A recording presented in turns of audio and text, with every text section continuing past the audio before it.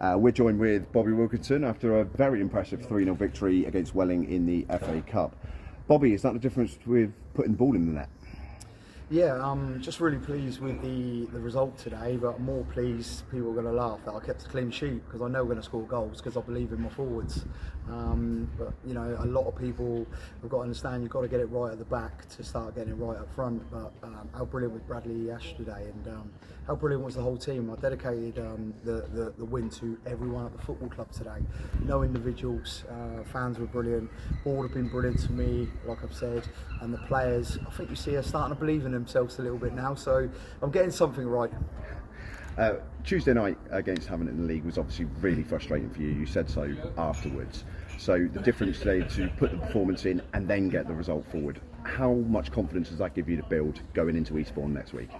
Never be too high, never be too low. It's so important in football at the moment. You know, I had an interview there, and they said, "Like, you don't seem too happy." Well, no, because I've got a lot of work to do. I want to get home tonight.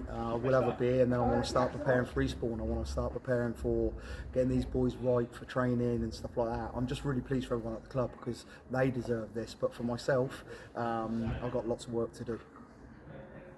Speaking of lots of work, there were a few changes towards the squad today. 3 coming in, I believe, and 2 departing. Is that right? Can you shed some more light on that for us? Yeah, like Claudio's departed with us because he lives in Peterborough, and the travelling was just getting too much. So I wanted to bring a young lad in. What I did today, Tyler, who came on and done really well. You know, he's only trained with us once, so he'd come in on the bench because of numbers. We're struggling with a few numbers because of injuries and things like that. But that's why I'm quite proud as well. You didn't see me make any excuses. Just get it done, get the boys out there, and what will be, and that's why they're really good. The goalkeeper, I think everyone see the save he made in the first half. He's a special talent, but Ryan, I have to make it very clear, has been fantastic, but he goes back to Millwall this week, so I wanted to make sure we've got a goalkeeper in as well. So I'm really pleased for him. A couple of players just to mark the day slightly darkly. 2 players went off. Luke Nippard looked particularly bad, and of course Dan Gifford as well went off towards the end. Any update on the 2 players? I don't know. We're going to have a little look. Medical team have took over there. I feel terrible for Luke because it looks a nasty injury, and then Dan, you got to give this lad a lot of credit. He was struggling with an injury before he even got into the squad this week. We had to send him back to Portsmouth on Thursday, but I'm trying to get that winning mentality. We needed him, and look what he's done. And a lot of people don't see that behind the scenes. There was boys out there who were only 80%. Rosie wasn't meant to play 45 minutes today. I looked him in the eyes and said, "I need your help." And he went, "No problems, Gaffer, I'm here for you." And he gave me a great performance in the first 45 minutes. So the boys deserve all that credit, what people don't see behind the scenes.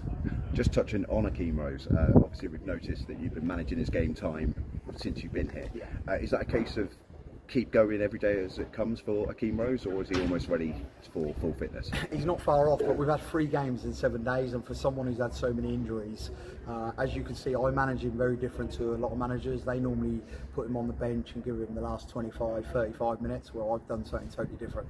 I've started him from the start, so he gets his hamstrings warm, he gets fully focused from the first minute, because when you're sat on the bench and then you go on and you've got to do a sprint, I think that's how a lot of hamstrings go. So I took a bit of a gamble myself, but I believe in gambles, and we've got him now 4 games, is that right, he's played? So I'm very proud, but the people that deserve that is the medical staff, you know, especially Harry, the physio. They deserve all the credit for him.